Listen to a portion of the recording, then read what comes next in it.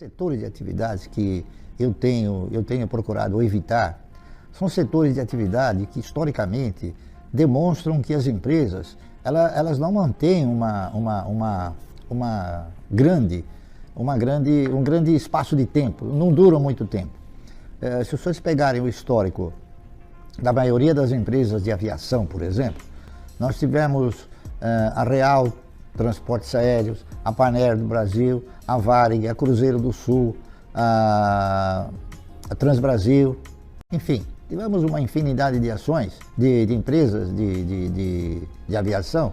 Agora, por que essas empresas elas têm assim essa característica de não se consolidarem dentro desse critério de perenidade? É porque elas não dependem delas, elas dependem exclusivamente de terceiros. Uma empresa de aviação, ela depende do aeroporto, que ela tem que pagar, ela depende do combustível, ela depende da manutenção dos equipamentos, que nem sempre são feitos aqui no país, ela depende também da regulamentação, do preço das passagens, enfim, ela tem um sem número de controles que nem sempre ela consegue gerenciar.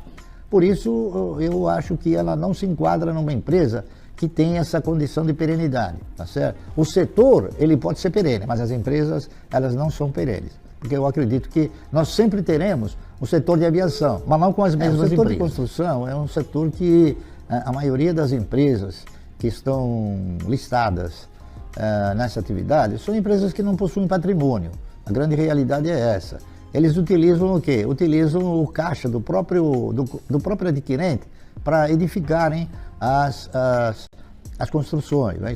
Principalmente quando são construções de residências, né? Isso pode não ser o mesmo caso na questão de construções de galpões ou de lajes corporativas, mas de qualquer maneira o conceito é mais ou menos o mesmo. Eles vão depender sempre ou de uma aquisição ou de uma locação. Esse setor ele varia muito em função da forma como se conduzem os agentes econômicos nos diversos estágios de um ciclo, não é isso? Hoje nós estamos atravessando um ciclo um tanto quanto recessivo, porque nós tivemos um período bastante fértil na questão de construções e esse período parece que inflacionou o número de imóveis em construção. Muitos compraram imóveis na planta, imaginando que talvez depois de pronto eles teriam um mercado regular, e isso não aconteceu, em virtude de inúmeros fatores, entre os quais a gente poderia citar a perda de poder aquisitivo do indivíduo, não é isso? Então o setor de construção é um setor que eu também me atrevo a não recomendar em virtude desses fatores que eu Turismo é um outro setor que ele tem características perversas, não é isso? Porque na razão direta que uma empresa que opera exterior, ela tem a incidência da questão cambial, e a questão cambial às vezes penaliza demais. Nós tivemos, por exemplo, empresas como a Solitur, nós tivemos a ATI, que era uma das maiores empresas, né? A ATI era Argentina Turismos Internacionais. Nossa, nós tivemos um sem número de empresas, e agora recentemente, mais precisamente domingo, quebrou a maior empresa do mundo de turismo, exatamente por causa desses fatores. Outro elemento que ajudou a contribuir para que essas empresas voltassem a ostentar um grau de periculosidade bastante grande é a internet. Muitos agora passaram a comprar através de outros organismos que oferecem estadias a um preço mais conveniente, não é isso? E as próprias empresas de aviação, hoje com o número de vagas, o número de assentos disponíveis, eles acabam disponibilizando a custos menores.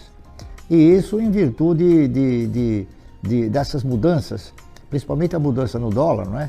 E também a questão dos financiamentos.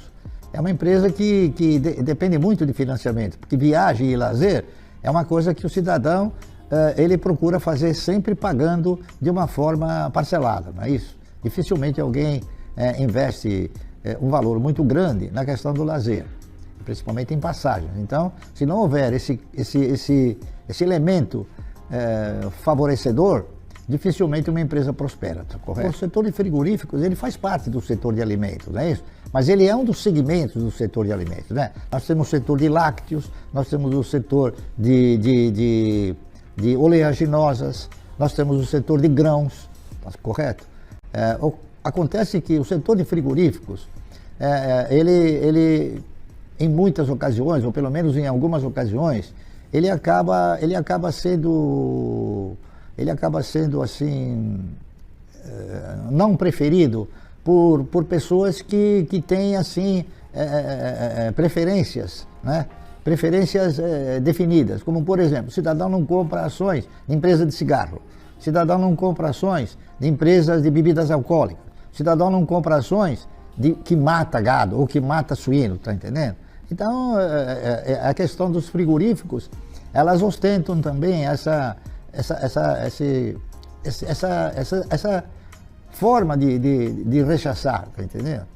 E também porque existem outros componentes, como febres, febre aftosa, né? As pestes, enfim. E isso é uma coisa que normalmente dificulta bastante. Nós tivemos inúmeras empresas que tinham uma atividade paralela, ou seja, nós tivemos, há não muito tempo atrás, uma empresa que chegou a ostentar um plano de investimentos chamado Boi Gordo, não é isso? Que quebrou, tá entendendo? Então, e nós tivemos outros também, outros grandes frigoríficos que quebraram. Por exemplo, nós chegamos a ter um frigorífico, um dos maiores do país, chamado Tião Maia, que também quebrou, entendeu? E assim sucessivamente. A própria Sadia, num determinado momento, ela acabou tendo problemas seríssimos em função do quê? Em função de derivativos cambiais. Então, é mais um setor que, muito embora o setor ele ostente a condição de perene, muitas empresas não conseguem se firmar como empresas também. O varejo de eletrônicos também tem um histórico de desvantagens muito grande. Eu poderia elencar 3 ou 4, Casa Centro, Eletro Radiobras, Gearonson, não é isso? E Clipper, Mesbla, Mapping, enfim, Ultralar, todas essas empresas que tinham como atividade eletroeletrônicos, principalmente linha branca, não é isso? Foram empresas que não conseguiram se sustentar. O senhor Gears, que era o Gearonson, não é isso? Ele em uma ocasião, conversando com ele foi claro, ele disse que realmente era um setor bastante difícil de se consolidar, porque num país como o nosso, que ostentava uma inflação muito grande, períodos com inflação grande, você comprava uma geladeira por R$1.000 e vendia a geladeira por R$1.500 em 10 parcelas. Ao termo do 6º mês, você estava pagando a geladeira nova por R$1.800. Então, quer dizer, você tinha que sistematizar um aporte de capital de giro sempre constante. Por quê? Porque a venda ela não conseguia contemplar a compra futura. Então, é também um setor de atividade que me agrada muito pouco e que eu sistematicamente não invisto em virtude desses fatores. Ok? Dificilmente as pessoas também compram à vista, não é isso? As pessoas utilizam o crediário e eu acredito também que por força das prestações, da forma parcelada como se conduz, dependendo evidentemente de como está a inflação,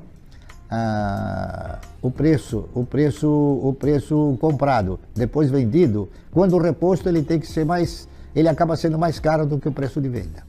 Essa é a razão pela qual, e também pelo fato de pouquíssimas empresas terem pago dividendos, não é isso? Eu não conheço nenhuma que chegou a pagar bons dividendos aos seus acionistas.